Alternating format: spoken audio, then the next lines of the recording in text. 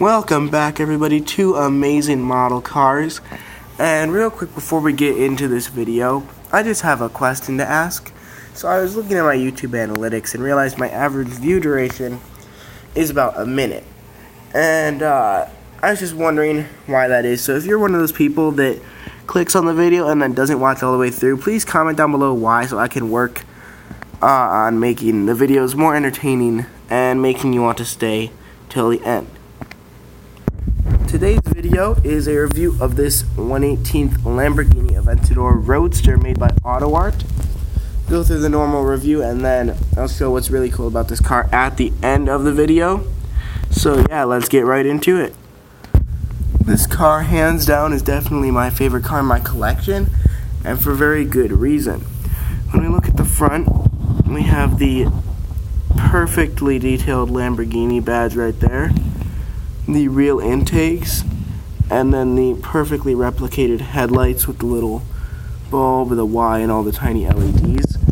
You have the front splitter and more real intakes in there. I love the paint on this car. It's like a metallic dark blue. I know it kind of looks black, but it's actually a metallic dark blue color. When we move to the side, you will realize that the deflector is done perfectly. You have all the little bumps on it like a real deflector. The wheels are done flawlessly. They're just plastic, but they look like a real wheel along with the lug nuts. You have the little Lamborghini shield in the middle, and then it says Lamborghini on the brake caliper, which goes around the brake disc.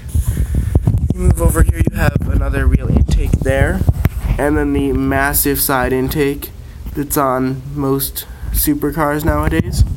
The mirror is replicated perfectly, and it's very hard to tell that it's actually a separate part than the rest of the door. It's connected very, very nicely. The back wheel is done just as nicely as the front, and you have another intake there, and then the LP700-4 sticker right there. When you move to the back of the car, it looks identical to the real thing. You have the Aventador license plate, more real intakes, which I absolutely love. This huge diffuser down here. You have the chrome exhaust, which has the 4 tiny exhausts in it. Perfectly replicated tail lights with the turn signal and reverse lights. The Lamborghini in cursive right there. And the back of this car is just absolutely perfect. You can see those really wide rear tires very well, and it's just done flawlessly. Now we'll move on to the trunk, and it opens just the same as on my Aventador Coupe, but I'll still show it to you because every time I open the Aventador trunks, I'm astounded at how realistic it is to open. You just kind of do that, and then it lifts up with all the hinges right there, up and out. See, there's a nice little gap there, like on the real car. You have the trunk done all in felt, and the roof panels can slide in if you slide them down the windshield into there, but they are really hard to get out, so I'm not going to do that. Also, this trunk closes way easier than on my Aventador Coupe, because it's kind of sticky on the Coupe, but this one is very smooth, and I'm very grateful for that. Moving on to the engine, I'd actually like to talk about the engine bonnet a bit, because it's done so well for how complicated it is. You have all the little slits right there, the pieces of hexagonal glass. You can see the engine block through that little part right there. You see the eye and then the end of it. You have that little there's a window here on the real car that goes up and down. It's down on the model, but that's done very nicely. And when you open the engine bonnet, it just kind of, just like the real car, it slides back. It's just done very nicely. And then you look at the engine, it's perfect. You have all this little carbon fiber details, which are done perfectly. You can see through the mesh right here. And then you have the engine block, the V12 and the crossbars. You have some working suspension right here, which is pretty neat. And yeah, I just really like how the engine and the engine monitor are so detailed on this car. The spoiler on this car, just like the coupe does work, has 2 modes. You can have it up like that, and then low. And then it can come back to be just kind of up and flat like that. That's how the spoiler would be in real life when the car is doing very high speed runs. And then it just kind of slides back down. So that's really cool. Just like the coupe, the doors have this little handle here that you slide forwards and the door opens, which is really nice because then it kind of stays up because it's a latch that holds it down. And since this is a convertible, it's very easy to see the interior.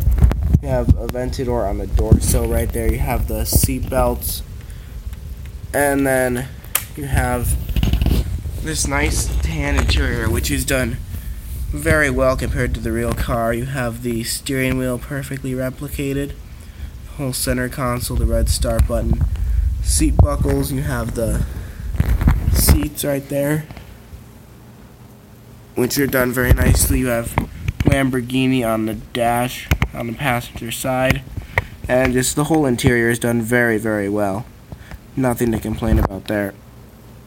So the coolest part about this car is, of course, the roof with different roof attachments.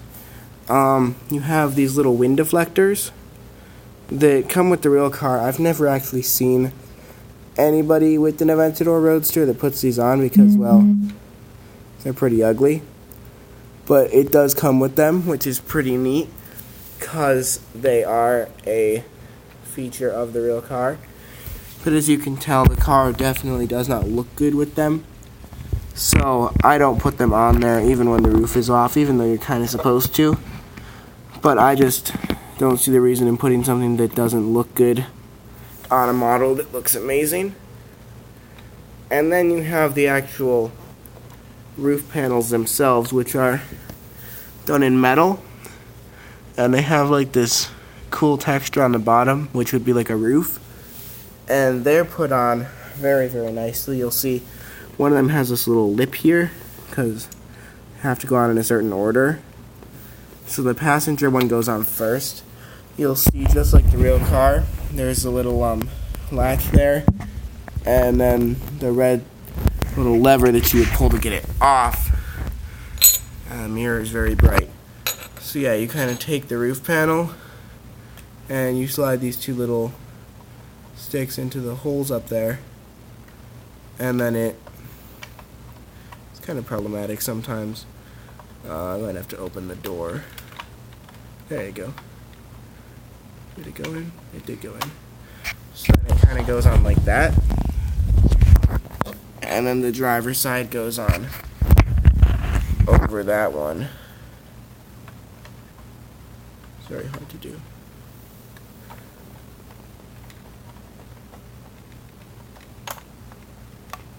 Oh boy.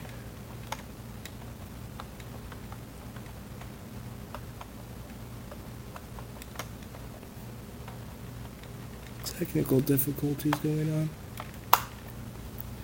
And when the roof is on, it looks just like the real car. Sits very flush. It's absolutely flawless. Nothing wrong with it. Very small gap there. And it just looks perfect. So I really, really like that. So this is definitely the nicest and most detailed model I've ever seen, let alone owned.